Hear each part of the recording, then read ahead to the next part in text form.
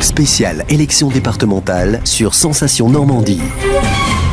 Bonjour, bienvenue sur Radio Sensation où nous ouvrons, comme de coutume, une parenthèse politique pour parler de ces fameuses élections départementales sur deux cantons qui concernent donc votre radio, sur le canton de Bernay et celui de Beaumont-Brionne. Nous accueillons différentes listes, il y en a 5 sur les deux cantons et les couleurs sont plus ou moins différentes, des fois les couleurs sont aussi plus ou moins opposées et notre invité de ce jour est la liste de Front de Gauche représentée par Michel Gaillard et par Patricia Ditch. Mesdames et messieurs, bonjour. Bonjour. Bonsoir.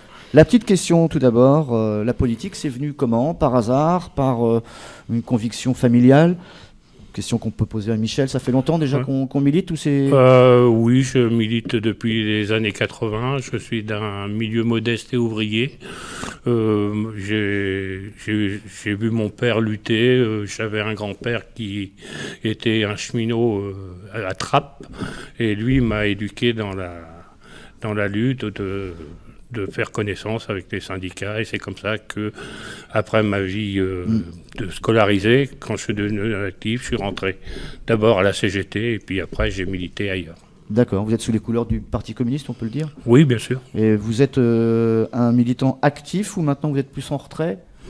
Non, je suis devenu militant actif depuis peu, parce que je me suis retrouvé libre, je militais de temps en temps quand je travaillais, mais là, étant donné que j'ai du temps de libre et vu ce qui se passe autour de moi, je me suis dit que je pouvais essayer de faire quelque chose. Alors, on peut le dire, vous êtes un ancien de Petroplus, oui. Et où on a entendu la voix de cette usine très longtemps et très fort. Oui. La lutte continue malgré tout? Oui. Malgré qu'on ait l'impression que ça soit terminé? Non, d'après les dernières nouvelles que j'ai, on est en appel. D'accord. Ok, donc le site est... Le site est toujours fermé. Il est en sécurité, on attend. Patricia Ditch. Oui. Vous êtes la sœur de Pascal Ditch. De celui qu'on sait. Voilà. C'est lourd à porter ou pas? Non. Je suis fière de l'engagement de mon frère parce que depuis toujours il s'est battu et c'est des valeurs qu'on a également. On ouvre une parenthèse, on la referme rapidement. Ces élections ne l'ont pas intéressé pour qu'il se présente? Il envisage plus vers les régionales, mais je ne veux pas m'engager pour lui. D'accord, très bien. Et vous, donc, votre travail militant, on peut dire que vous l'exercez quasiment au jour le jour dans votre profession, puisque vous êtes secrétaire, je crois, au niveau du département pour les actions sociales. Voilà, c'est ça. Votre travail, ça consiste en quoi, en fait? Alors, en fait, je travaille depuis 1982 au Conseil général de l'Eure. Donc... Et en fait, j'ai connu l'évolution de la situation sociale que vivent les gens depuis toujours. Donc, c'est-à-dire qu'au démarrage, en 82, c'était une population qui était un petit peu plus ciblée, c'est-à-dire vraiment des familles où on pouvait accompagner. Moi, je suis la secrétaire, ce sont plutôt les assistantes sociales qui les accompagnaient, tout ça, qui géraient. Et maintenant, nous arrivons à une population du tout venant, c'est-à-dire... une population aussi bien modeste qu'une population qui a vraiment des difficultés financières dues à la conjoncture actuelle, quoi. Alors, à part le Front National, qui a un discours, on va dire, très, très différent et marqué pour ces élections, on a l'impression que le vôtre, en fait, depuis, sans être péjoratif, depuis Arlette Laguillet, n'a pas bougé, depuis 25 ans. Est-ce que vous pensez qu'il est encore d'actualité dans une élection de proximité comme celui-là? La lutte contre la précarité, les différences sociales, est-ce que ça touche encore les gens de la même façon qu'il y a 25 ou 30 ans? Bien que la politique actuelle, là nous sommes dans une vague creuse puisque nous n'avons pas au quotidien des luttes importantes, surtout au niveau de notre canton, mais sinon... je pense que les gens sont désabusés, sur tout ça. Parce qu'abolir l'austérité, ça c'est quelque chose qu'on peut comprendre, qu'on peut essayer également de porter en credo, mais par contre, redonner l'espoir, est-ce que les gens ont véritablement besoin, en tout cas, d'une force politique pour avoir espoir? Justement, on s'est présenté à cette élection-là, justement pour pas qu'il y ait un espace vide et qu'on ait justement la possibilité d'être le porte-parole à tous ces gens qui n'ont pas justement la parole pour porter ces idées-là. Et nous sommes pour une politique sociale, écologique, humaine, solidaire. C'est-à-dire qu'en Pointillé, contre l'austérité, évidemment. En Pointillé, on est là pour éviter que trop de personnes démunies se tournent vers un vote trop totalitaire et frontiste. C'est ça, en gros? Oui, c'est ça. Vous pensez que beaucoup d'ouvriers qui sont dans un désespoir, sans travail, etc. Il y a plusieurs choses. Il y a ceux qui ne trouvent que ça, et il y a aussi malheureusement le vote sanction. On n'a pas encore eu le FN dans des instances. Ouais. Il faudrait voir ce qu'ils vont faire. Ça veut dire que le discours du Front National paraît plus crédible que le vôtre, ou pas du tout? Ou alors les promesses sont différentes? Vous en faites pas véritablement de promesses lorsque vous êtes en campagne? Non, on ne fait pas de promesses. Nous, les promesses, on va voir les gens, on discute avec eux. On veut savoir d'abord ce qu'ils veulent. Parce que faire des promesses, on a vu d'autres faire des promesses et on voit où on en est. Dans le milieu ouvrier qui est le vôtre, comme vous, dans votre travail quotidien, vous voyez des gens qui sont un peu désœuvrés et qui basculent vers ce vote un peu... Disons que l'aide sociale, les critères sont très bas. C'est-à-dire qu'une famille modeste peut... venir solliciter pour une première fois les services sociaux et repartir complètement frustré parce que ayant l'impression que pour une première fois cette famille-là se présente, elle n'est pas aidée et que forcément d'autres sont aidés et donc on arrive à des frustrations qui fait que les gens peuvent penser que le Front National est là pour les aider, mais en fait c'est un leurre. Parce que le Front National, il ne faut pas se leurrer, c'est surtout un mouvement raciste et qui n'a jamais été dans les luttes sociales. On ne l'a jamais vu dans les luttes sociales. Et c'est un parti politique qui prône la xénophobie. Alors moi j'ai pris quelques points de leur programme pour que vous puissiez savoir un petit peu réellement. Je pensais qu'ils n'avaient pas de programme. Justement, ils en ont pas, mais ils font croire qu'ils en ont un. Et donc ce qu'ils veulent, eux, c'est par exemple la préférence nationale. Donc la préférence nationale en matière de l'emploi, de l'attribution du logement, de la santé. Donc ça fait peur quelque part parce qu'on se dit on a connu ça dans les années passées. Hein. Non, mais c'est quelque chose qu'ils ne peuvent pas porter pour une élection de proximité comme une élection départementale. C'est quelque chose qui ne doit pas toucher les gens, ce genre de discours, normalement. Vous pensez qu'ils jouent, qu'ils surfent sur cette vague-là de sensibilité, de séduction du courant bleu marine qui a séduit, ou tout ce qui était avant c'est du passé, etc. Pour moi, ce sont des personnes qui sont pas dans l'unité populaire, dans l'unité des citoyens. Ils sont là pour diviser. Nous, notre politique, c'est être contre cette financiarisation. Et eux, ils sont contre la population. Ils sont contre l'immigration. Ils sont contre les syndicats, déjà, les syndicats ouvriers. Ils ont envie de sortir de l'euro et retourner au franc. Donc ça, il faut le savoir aussi. Ils sont pour le retour de la femme au foyer aussi. Hein. Ils sont contre le remboursement de l'IVG. Donc en fait, ils n'ont pas de programme, mais ils en ont un qui est vraiment caché derrière. Mais ce programme-là, il n'est pas dit ouvertement, quoi. Alors vous, qu'est-ce que vous allez apporter, si ce n'est pas des promesses, en tout cas peut-être comme proposition au niveau cantonal ou même de votre commune? Il y a des choses qui vous chagrinent, qui vous embêtent, que vous avez envie de changer, etc. Des choses qui perdurent depuis des années. Si je lis entre les lignes votre programme, on parle souvent de gratuité un peu partout. Est-ce que c'est quelque chose, ça, qui est pas du domaine de l'utopie? La gratuité, par exemple, des transports scolaires. Comment on peut gérer un département si on offre la gratuité du transport scolaire? En fait, c'est la manière de gérer le budget. C'est-à-dire qu'on a une certaine somme. Après, il faut s'entourer de spécialistes, d'intellectuels, d'économistes. Moi, je suis une simple citoyenne, comme on peut croiser dans la rue de simples citoyens. Et en fait, il faut gérer le budget d'une autre manière. Et donc partir sur, en fait, il faudrait vraiment changer la politique. Parce que nous, comme on est contre l'austérité, en fait, cette austérité-là ne permet pas d'envisager une politique qui nous est imposée, puisque, en fait... Les services publics aussi, vous parlez de les défendre un peu plus ils sont en danger. Alors, justement, vous pensez, vous, qu'il y a un problème dans les hôpitaux, les écoles? Voilà. Alors, justement, moi, j'ai fait un récapitulatif, puisque j'ai 54 ans, donc j'ai connu les services publics. Voilà.